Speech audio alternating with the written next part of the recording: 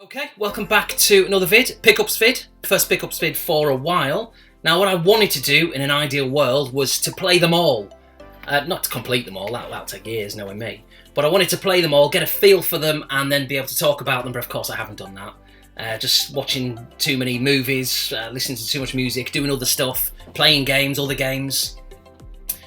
But yeah, I played a few of them, not to their conclusion, but yeah, it's a pickups vid I suppose, not an impressions vid, so... But yeah, there we are. I did ideally want to sort of play them. So, but I did stick this one on for probably about an hour or so it's a decent amount of time. It's the first one on the PlayStation 1, and it's called the Unholy War. So this is a game that came out in, as I look at the back of the box, 1998. I do remember this from back in the day, but I didn't play it. I like how it comes with the demo of Soul Reaver as well, which is actually on the disc. When you load up the game on the main menu, you can just press a down button and select it. It's kind of nice how they did that rather than just put it on an extra CD. So yeah, it's in mint condition, and I wonder whether it's in mint condition because the previous owner, maybe who could have been the original owner, well maybe not actually because it's got all these Games World used stickers on, wherever that phone number's from, I'm not quite sure. But yeah, maybe anyone who had this game didn't really play it because it's a little bit, it's not that it's convoluted or complicated, but it's a little bit niche maybe. So basically what it is, kind of, it's like an arena fighter. I'll put some screenshots as ever on the screen for you to see. It's like an arena fighter, so you basically got like two different sides. I'm sure one's good, one's not so good, or depending on how you want to look at it, I guess. And you pick one fighter, and it's like sort of like a battle royale of sorts, where like you'll have your character, and then you'll come up against like the enemy. And if you defeat them, or if they defeat you, then the next person on your team, like a tag team, comes into the event, and you keep going basically until no one's left, and someone is victorious. So all these different characters have got all the different strengths and all the different power-ups. There's pros, there's cons, strengths and weaknesses to each one. Some characters are particularly strong with the weapons they can use. Others maybe can fly or hover, levitate in the air, and then you can't get to them, so that you can easily get away if you need to like recover some energy or plan an attack. There's obstacles that you can hide behind, so if someone's shooting down like a rain of fire on you, for example, then you can hide behind those. There's power-ups to collect, and they're just randomly kind of scattered on the map, so it's the first one to it gets it, basically. So it does result in some really uneven matchups, where some characters who come up against other certain characters are just useless. But then the very next character you can select will in turn be able to beat that one. So it's kind of good how it does that. You know, you're never really at a major disadvantage, long term anyway, maybe short term you are with some characters, like I say, up against other ones. So that's kind of unique, I do quite like that. Very small sort of sprites though on the screen, so it's hard to get any real detail out of them until it sort of pans in sometimes, usually at the end of a round when you win, and you can see the sprites, if that's even what you'd call them, in their 3D polygon glory. But I don't know, I quite like them in a nostalgic way. And then there's a second element to the game. It's like a second game mode. I think, is that one called... no, the first one's Mayhem, and the second one is called Combat Tactics, I think, at least at a quick glance at the back of the box. And basically what that is, and it more resembles, if you can work that screenshot out there, which is like a map with like it's like a hexagonal grid, and basically it's like the arena combat, but you select, I think, 3 or 4, there or thereabouts. I only briefly tried this game mode, and you basically occupy the hexagons, like the territory, and if you want to take control over the map, you've got to like ultimately go into battle against whoever's controlling that, and then it reverts back to the one-on-one kind of beat 'em up screen. So it's like sort of Command and Conquer, if you like, that kind of strategy role-playing element to it, where, like a Risk or something like that, where you take over and assume control over the land, basically. So yeah, it's a unique game. I've not seen too many games like this that blend that kind of strategy and arcade style. I'm not going to pretend it's amazing, but it's decent. I was quite surprised by it, and I do vividly remember seeing it. Weirdly, vividly remember seeing it in the market. It's like when I used to walk in there, and I remembered seeing it like on the shelf, and I was tempted a number of times. But even back then, they used copy as well. Like the guy, who was a bit of a joker. Maybe more stories on him in the future. But yeah, his prices were ridiculous. Even back then, it was like it just took the biscuit, really did. So anyway, the Unholy War. I'm actually quite liking it. It's not really the kind of game I'd go for, but it's decent. So, leading on to the next one, this is another PlayStation 1 game. Kind of annoyed because I bought this and the front cover's got a bit of damage. I knew that at the time, to be honest, but it was only $1, so I guess I can't really complain. It's good to play the game, and then in the future, because I'm going to have to, because it's just the way I am, I'm going to have to get a replacement, but it really isn't a priority whatsoever. But anyway, that game, with some mild or major front cover damage, is Oddworld. So you can see the damage yourself there in the top corner. So yeah, a decent game. A game which back in the day when it came out, I did play it. I thought it was impressive, but I never really got into it. Just on the basis that I didn't spend enough time with it, basically. So I've only played it very briefly this past sort of week, give or take. And it's good. It looks good. I can see it being quite immersive, quite story-driven in a way. I can see how you can take to the characters, which I think the guy's name, maybe he is, I don't know. The guy's name is Abe, and which is this character on the front. And yeah, it looks good. It looks good, but I've not really played it. I did get a little bit stuck quite early doors, so yeah, that's a little bit telling, isn't it? I don't know if it's just because it's a hard game, or maybe I'm just particularly rubbish at it, but I'm enjoying it. It's a popular game. I'm sure you'll all know Abe's Oddysee and other sequels and maybe even prequels that it had. So yeah, pleased to get it. I just want to get a pretty much mint version in the future. Now, next up on the original Xbox, I love this game. Now, we've all got games, haven't we, I'm sure, where for whatever the system is, we've all got go-to games for that particular system. Now, when I think of this system, which is the original Xbox, this is a game which, for me, is just synonymous, just because of personal memories and nostalgia, ultimately. So this would have been one of the first games I got for my Xbox. It might even have been a launch game, to be honest. And I think it's brilliant. I think it looks good. It's fun to play. The controls are really tight and responsive. It's a very kind of arcade-driven game, so it's easy to pick up and play and very accessible. And that game is Midtown Madness 3. So think of basically like a Crazy Taxi, you know, arcade element to it, going from point A to point B. There's a clock, so you're racing against that. There's things you can pick up. I think ultimately you've got to kind of deliver things from A to B. And yeah, it's just a really good game. I've not played this recently since I've repurchased it, but I used to love it back in the day. And now, a bit of a funny story really about this one is this is another one which is not in great condition, but I bought this on eBay, and the photograph was mint. I mean, pristine, like really glossy, instruction manual, fantastic condition, described as mint and unused and all the rest of it. And it was only $6, and I can't remember if there was postage on top of that or not. I'm not sure, but I thought, well, that's a great price. I really want that game. I love it. I can't wait to play it again, even though I'm still to play it since getting it back.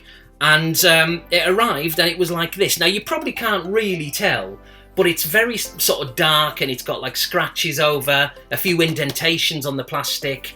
It's not awful, but it's not amazing, and on top of that, it doesn't come with the instruction manual. And this case as well, it's quite grubby. It looks a lot darker, and not at all like the one that was advertised. So I basically sent a message to the seller, and I said, look, I know it was only $6, but you advertised a mint copy. Let me know where to send it back to, and basically just send me the other one. And ultimately, he just refunded my money. So it was only $6, as I keep saying, but it's free. I basically got it for free, so it'll tie me over nicely until I can finally get that elusive copy of Midtown Madness 3 in mint condition. So yeah, if you've never played it, honestly, you should really give it a go. It's a good game. If you like your arcade games, if you're a fan of something like Crazy Taxi, probably the best comparison I can give, then you're probably going to like it. And I still think it looks really nice as well. So yeah, one of my go-to favourites on the original Xbox. Buy it, it's cheap. Next up on the PlayStation 3 is a game which I've not seen too many people pick up over the years, but I think it's kind of one of those almost cult kind of games. It's not amazing, don't get me wrong, but it's cheap, and it might be worth grabbing just to see what you think of it. And it's also out on the 360, and it's called The Club. So I love the front. Well, I say I love the front. That guy there, right, looks like E.T. What's all that about? But yeah, basically it's an arcade-style, race against the clock, run-and-gun shooter. Well, I say run-and-gun, not in like a side-scrolling fashion, but kind of in a sort of a first-person or third-person. Maybe you can switch, I can't remember the views. So it's all about racking up points and keychains, and quickly getting from point A to point B. The clock's going all the time in the background, you can pick up extra time.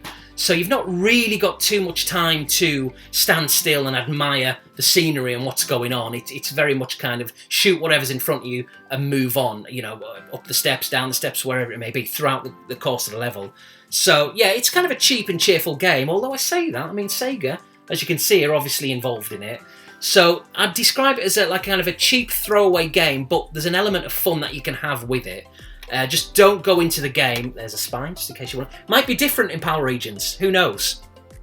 With the bullet holes as well. See what they did there. Very clever. So yeah, it's cheap and cheerful, but one that you might want to consider giving a go. And this one's in mint condition as well, which I was really pleased with. So that is that. I did actually have that originally. I think it was on the 360, going back about 8 or 9 years ago, like kind of when I sort of started my channel. It would have been on a pickup vid back then, and I thought it was okay back then. And yeah, now it's all right. It's not amazing, it's just all right, and yeah, slightly niche in a way with the whole kind of race against time factor that it's got. But ultimately, it's all about blowing things up.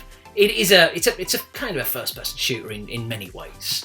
So that's that. Moving on to the Super Nintendo. Now, this is just a cheap and cheerful game, as quite a few of these are, actually.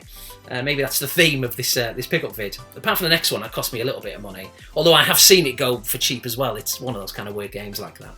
So, yeah, this slightly frustrates me in a way. So, this arrived a while ago. Oh, did you get a sneak preview there? Maybe. This arrived a while ago, and my mum found it, basically, in the loft, maybe, or in some box somewhere hidden away. And so when she was sending, was it like some, what was it? Maybe it was like, it wasn't as far back as Christmas. Maybe it was some Easter stuff there, like some Easter candy, chocolate sweets that she sent. Because mums do that kind of thing, you know what I mean? So that was that. And in the box, or in the jiffy bag, this kind of annoyed me, but I didn't say anything, obviously. So there's a little bit of room in the jiffy bag, so she put this Super Nintendo game in there. So as I'm sure you're immediately thinking, a Super Nintendo fragile cardboard box in a jiffy bag is gonna do some damage, and it did, because the game I had, and I'd forgotten I had this back in the UK. So maybe it was one that I'd originally had back in the day, first time round. I can't remember. And usually my memory for nostalgia is great. So, but I don't know whether I bought this on eBay in like sort of the very early part of the millennium before coming over here, or whether I had it from back in the day. Can't remember. But anyway, she put it in the jiffy bag, and as a result, it got a little bit of damage, as you'll very quickly see. That game, thankfully, it's just a cheap and cheerful one. It's super gold, but yeah, as you can see, right down the side there, it really took a bit of a beating. But you know what? In the past, that really would genuinely have annoyed me. Got to see the spines for the PAL games, haven't you? Although, I say PAL games, it's kind of like an American game, isn't it? Which are predominantly all kind of black with a bit of colour. So in a way, it's kind of NTSC related. So, yeah, in the past, that would have bothered me, this bit of damage on the front, that major creasing. But as I get older, and I don't know what it is, maybe we just become a little bit more relaxed. I don't know, I just don't really care. Now, if it was absolutely battered, and I mean ripped to ribbons, seriously, like torn, and yeah, that would annoy me. There's no way I'd have that. I'd probably just throw it out, or I'd certainly give it away and get a replacement. But something like this, it doesn't really bother me. Once I put it in a box protector, you can't really see. And, of course, I don't know about you, but when eventually, and I've not really done it for a while, but when I put my Super Nintendo games out on like some kind of shelf on display, they'll be like this anyway, whether it's that way or whether it's that, which is pretty much the same view, isn't it? So yeah, you don't really see that. So who cares? I'll see it, but no one else really will, unless you happen to pick it up and take a look at it. But I guess it also adds validation that it's like an original copy as well, because all these mint repros which are doing the rounds, you've really got to be careful with SNES games. It's one of the things which I'd say about a year or two ago, it almost put me off from buying any more Super Nintendo games. I went through that phase where I started to get rid of quite a few of them. I sold a lot of them on, and of course you start buying them back. We all do it. But yeah, one of the reasons was the fact that the repros, it was making it really hard to distinguish a original game from a reproduction. But really, if you pay attention and you're careful, you can still very easily tell. But nonetheless, just to the naked eye, it can be difficult if you just have a quick glance. But then again, in the scheme of things, who's going to make a repro of Super Goal? Really? Come on. That said, it's actually quite a tricky game to get. You know, if you go on to eBay, you won't see hundreds of them. You'll, I'm sure, see a few. So it's basically just a football game. In all honesty, having played it quite recently for 20-30 minutes or something, and I did have a few goes on it, it doesn't play particularly well. It's alright in a very early 1992 throwaway Super Nintendo football-y game way. It's alright in that, but it doesn't look particularly good. It's kind of average. Certainly not one of the best football games on there.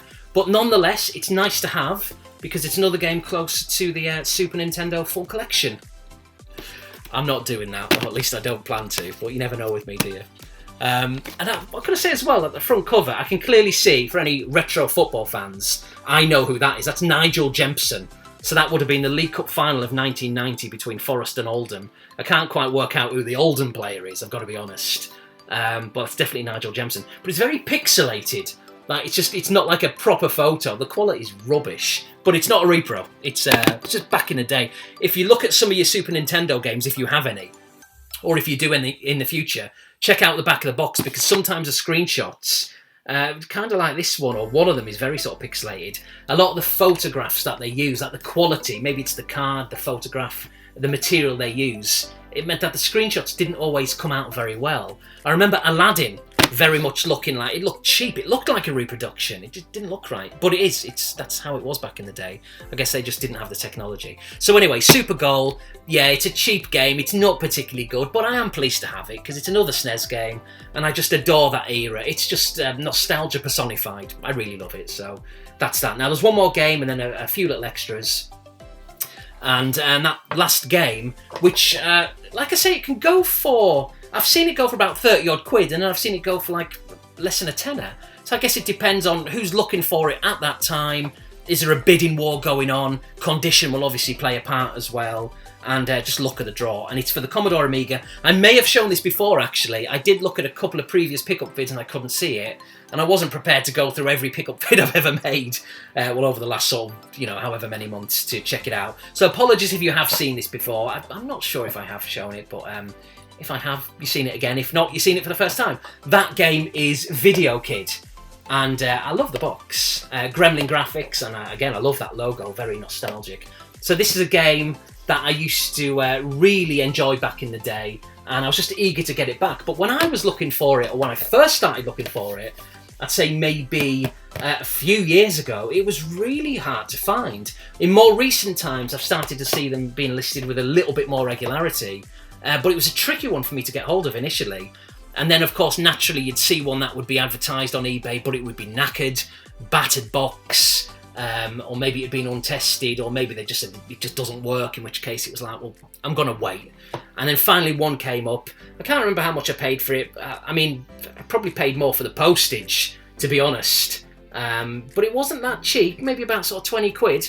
It's not crazy expensive, of course, but yeah, a decent amount of money. It's basically a side-scrolling platform game, and bright and colourful. There's the Video Kid on the back that you control. It looks a little bit menacing there, doesn't it? Looks like one of those, was it Garbage Pail Kids? If anyone remembers those cards and stickers from like, when would that have been, like mid-80s?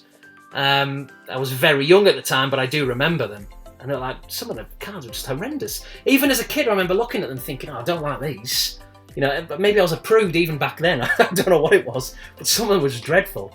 But yeah, it's a decent game. One of the things I'll say is it's quite difficult because there's certain parts of the level. I think the first one might be like this, where the screen's constantly moving, so you have to move with it, because if you don't, well, you've lost a life. So as a result, you can get squashed if you don't move very quickly. And of course, on top of that, you've got the traditional kind of cliched spikes are appearing, and all the monsters and other animals and whatever else is on there for that matter, throwing things at you and shooting weapons at you that you've got to avoid as the screen's kind of closing in. So you've got to manoeuvre around and go through like little obstacles. And there's a few kind of devious traps that the game has, where it leads you to believe that you can go down a certain route as the screen's moving, and then you go down there, realise it's a dead end, and then you've got to quickly try and get out. which can be difficult to navigate.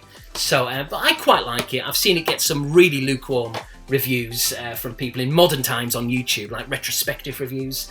But I think it's alright. It's not spectacular, it's not going to blow you away, but it's an Amiga game. Again, it's from that early 90s time period, which is my go-to era for gaming, ultimately, and nostalgia in general. So I really like it.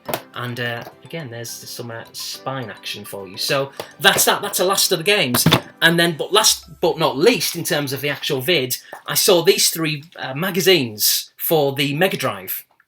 It was an American seller that was selling them, so I didn't have to pay any import fees, which I don't really have to do anyway, to be honest. I think I only had to do that once. But I didn't have to pay crazy postage. It was just standard postage. And they were cheap because I suppose with being UK magazines, maybe the audience, American buyers, maybe weren't that interested. Anyway, if anyone remembers it, and I really had to search the memory banks, but I do remember it from back in the day. But when I initially saw it, I was like, oh, am I familiar with that or am I not? But I am. It kind of all came flooding back when I started to look through them. And that magazine, there's 3 of them all together, and I'll briefly show them separately. This one is still in this sort of plastic bag. And it's Mega magazine. If anyone remembers this one, it comes with the 1993 calendar as well on the back, which I might put up on the wall. No, not really. It's the kind of thing I'd probably do, but because I'm still sometimes stuck in that sort of time zone. But yeah, January 1993, this issue. And yeah, what I found, actually, let me just quickly show you them all. We've got April of 1993. So that's that one. I do remember buying this actually back in the day. It's funny, isn't it? When you start looking at magazines and start looking through them, all the memories come back and you recognise certain pages and reviews and screenshots. And yeah, I definitely had that one. And I think I had this one as well. This is May, so it's appropriate to show this month. So yes, I was really pleased to get these. And what I found by buying these particular magazines is that it's making me extra nostalgic more than usual. I'm loving going through these and I'll just pick a random one of the 3 up here and just going through them and just flicking through. Oh, actually, here's really good timing. Streets of Rage, Streets of Rage 2, Streets of Rage 4 behind me.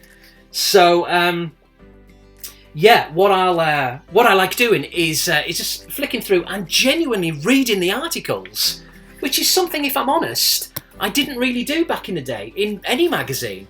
Of course, I read a few here and there, but it was basically just look at the screenshots and look at the scores to see what they thought of the game, and then I decided whether I wanted to get it or not.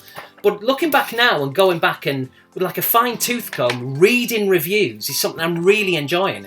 It's like literally, of course, going back in time as to what people thought back then and looking at the wording and reading it that they're using, some of the words which are just not really as fashionable these days, which were very much fashionable back then.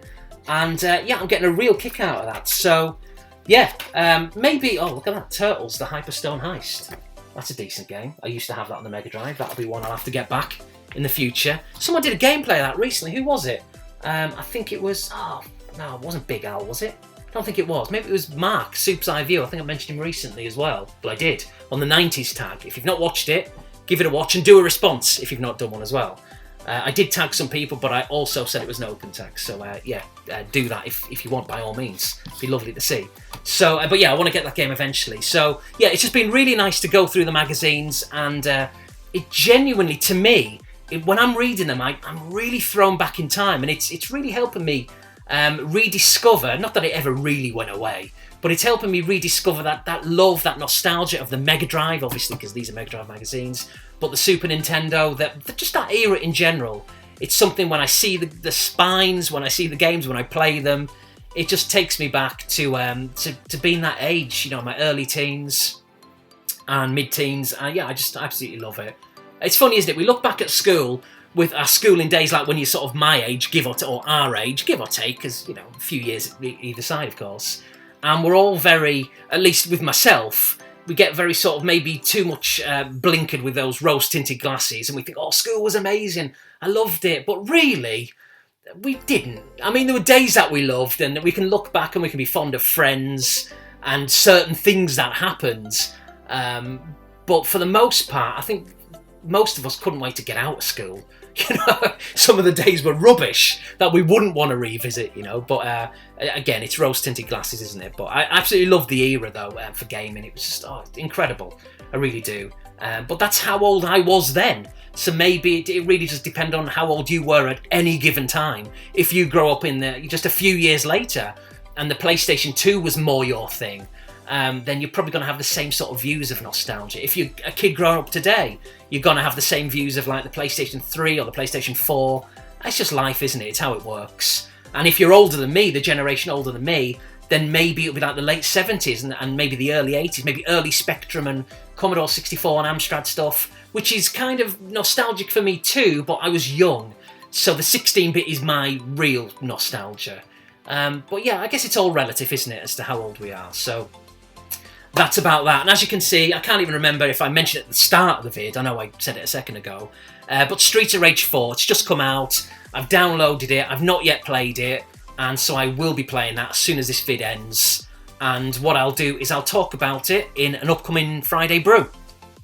So if you've not seen any brews before, it's just a vlog. I'm sure you have seen them before. And I've got the time stamps on there. So if you want to skip to a certain thing, a certain segment, then you can. You don't have to watch it all. You should have to watch it all, but you don't have to if you don't want to. So, and yeah, so what I'll do is I'll basically talk about Streets of Rage 4, maybe this Friday coming, or maybe, let me see, maybe the following one. We'll see, whenever it is. I'll just give you my thoughts, my first impressions, and all that kind of stuff. I have read a couple of reviews, watched a couple of reviews on YouTube, and seen a couple of people talking about it on Twitter, and it seems quite positive. But I'm wondering whether it's one of those things where, you know, all it takes is for one person at the start to say it's great, and then everybody else says it's great, because you don't want to be the one who says it's rubbish. I'm hoping it's not a case of that, because I see that so often in the past. It's a regular thing, actually. Someone will say a game's awful, and then everyone else says it's awful, because, you know, some of the popular YouTubers or big channels or whatever it is, they've said it's bad, so you can't say it's good, because you'll feel embarrassed. So, but yeah, so far people seem to think it's good. I'm looking forward to it. So, I'll let you know what I think. Also, I've got a music vid, which will be arriving very, very soon. I'm going to make that shortly. Maybe tomorrow. I think I'll record that if I get an opportunity. So it'll probably be uploaded within a day or two of this one going live. But yeah, it'll be the first music vid I've made for a long, long time. If you're not into music, and I've said this many times before, please don't feel obliged to watch it. Please, honestly, that'll be the worst thing you can do is just to leave a comment for the sake of it. It's just intended for people who like music. So if you love music or if you're curious, then of course check it out. I'm uploading it for you to watch. But don't feel obliged. If you like your gaming stuff, then clearly I'm going to still continue to do that, as well as the vlogs and just the usual thing. But I used to do music vids all the time. I think I've done 30 altogether.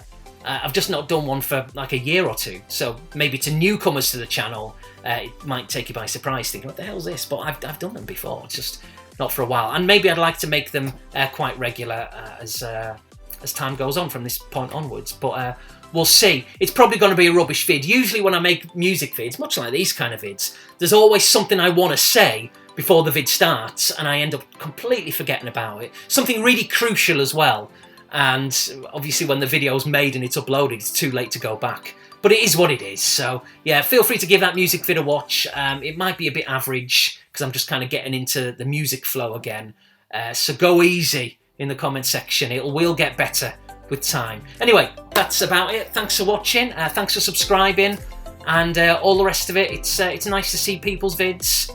And until my next vid, that'll be the music vid, but my next kind of gaming related vid will be the Friday brew, either next Friday or the one after. Until then, thanks for watching. See you later.